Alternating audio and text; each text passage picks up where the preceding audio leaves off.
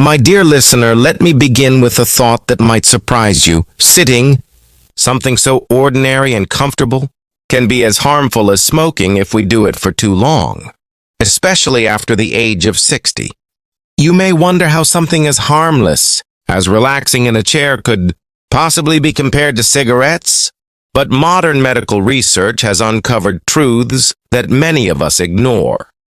Prolonged sitting quietly weakens the body, undermines health, and steals years of life in a way that is almost invisible until it is too late. And yet, before you feel alarmed, let me assure you this is not a message of fear, but one of hope, awareness, and empowerment. Today, together, we will explore the dangerous truth about sitting too much in our later years, and more importantly, how small, gentle, and realistic changes can help us reclaim our health, strengthen our independence, and bring joy to our daily lives. The truth is, human beings were never designed to spend most of their time sitting. Our ancestors walked, farmed, fetched water, and moved constantly. The body was built for motion, not immobility. But modern life, with its comforts and conveniences, has made sitting the default posture.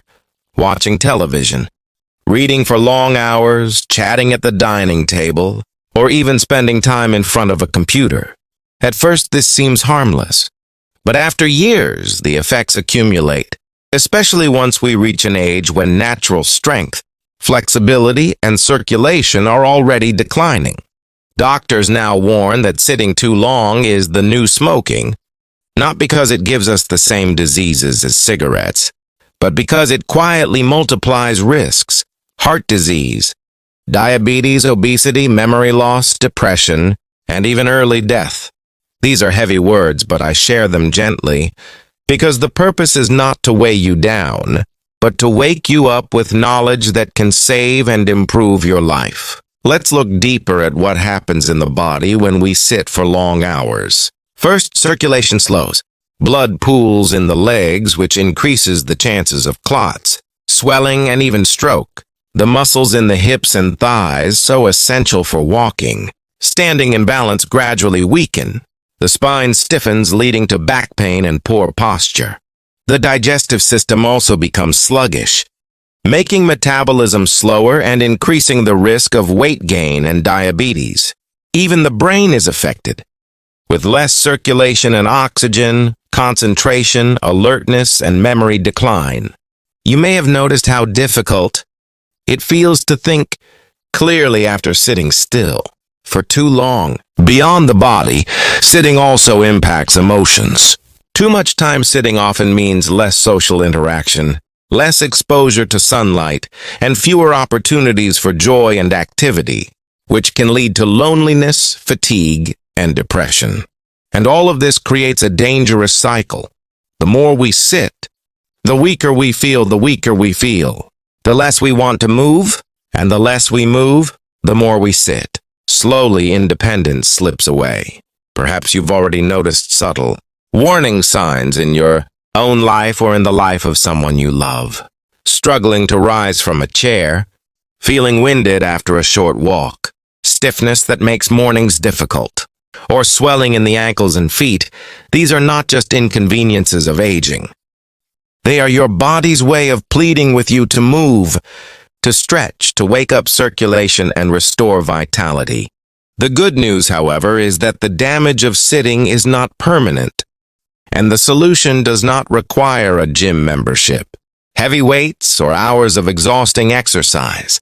In fact, the smallest of movements can make a world of difference.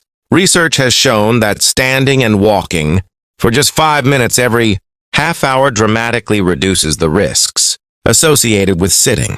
Light stretches, household chores, walking while talking on the phone, or even marching gently in place. All of these activities help keep the body alive and strong. Think of movement as medicine. Every time you rise from your chair, you are giving your heart, your muscles, and your mind a precious dose of health. Now you might wonder, what exactly should I do? Let me offer you gentle, practical solutions that fit easily into daily life. Begin with reminders. Set a clock or phone alarm to stand every 30 minutes. Keep water nearby so that you naturally get up often to refill your glass. If you enjoy watching television, use the commercial breaks as an opportunity to rise, stretch your arms, or walk a few steps. If you like reading, place a bookmark halfway and promise yourself to stand, stretch, or walk around the room before finishing the rest. Consider short morning or evening walks. Even 5 or 10 minutes in the garden or hallway can awaken circulation.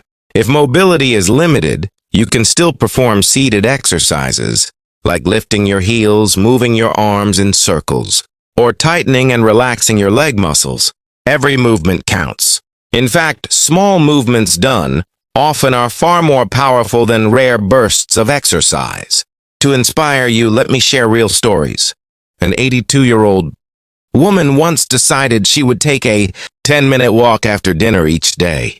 At first, it felt tiring, but within weeks, she noticed better sleep, less stiffness in her joints, and a lightness in her mood. Soon, her family noticed too.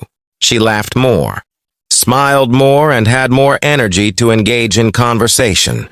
Another gentleman, 78, realized he was spending hours sitting in front of the television. He replaced 1 hour with light gardening, tending to his flowers. Not only did his back pain improve, but he also discovered joy in seeing his plants bloom. These changes were not miracles. They were simple choices, choosing movement over stillness. And this choice is available to you too. Of course, it is important to acknowledge reality. Sitting itself is not evil. We all need rest, comfort, and relaxation, especially as we age. The problem lies not in sitting itself, but in sitting too long without balance. Your favorite chair does not need to become your prison. Instead, let it become a place of pause between movements, a place to rest after stretching, walking, or enjoying activity. When you think about it this way, balance becomes the secret. Alternate sitting with standing, resting with moving, and comfort with circulation. This balance allows you to preserve both strength and joy. Imagine your day filled with gentle rhythms of rising, stretching, walking, resting, and rising again, like a song of movement and stillness that keeps your body alive. Think of it as nurturing your independence. Every step you take today is an investment in tomorrow's freedom. The freedom to walk without help, the freedom to climb stairs, the freedom to play with grandchildren, to shop, to cook, to laugh without fear of falling or pain. The greatest gift you can give yourself after 60 is not just more years of life, but more life in your years. Let us also remember that movement is not only physical, it is spiritual and emotional. When you walk outdoors, you breathe fresh air and connect with nature. When you stretch, you feel the joy of release. When you stand and greet someone instead of remaining seated, you honor both yourself and them with energy. Movement connects us to life itself. Sitting, if prolonged, separates us. So let this knowledge be your invitation. Do not be discouraged if you have spent years in the habit of long sitting. Change begins with a single decision and a single step. Stand up now, perhaps, as you listen to my words. Stretch your arms wide, roll your shoulders gently, take a few deep breaths, and feel the life flowing back into your body. This is the medicine you need, and it is free. If you ever doubt the power of small actions, remember that rivers carve valleys, not with force, but with persistence. In the same way, small but consistent movements reshape your health and renew your strength. My dear friend, I want you to see your chair in a new way. No longer the silent thief of your energy, but a reminder to rise again and again. No longer the place where time slips away unnoticed, but the starting point of movement that keeps you alive. If you sit, let it be with joy and intention.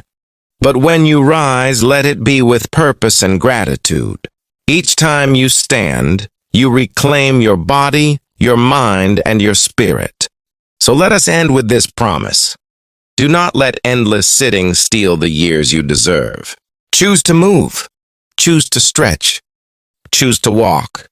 Choose to live. And when you feel tempted to remain in stillness, remember the truth. Your body was made to move. Your heart was made to beat strongly. Your legs were made to carry you. And your spirit was made to explore, to connect, and to celebrate the life that still lies before you. Stand up, take that first step, and know that every movement is a gift you give to your future self. Because life after 60 can still be vibrant, energetic, and joyful if only you rise to claim it.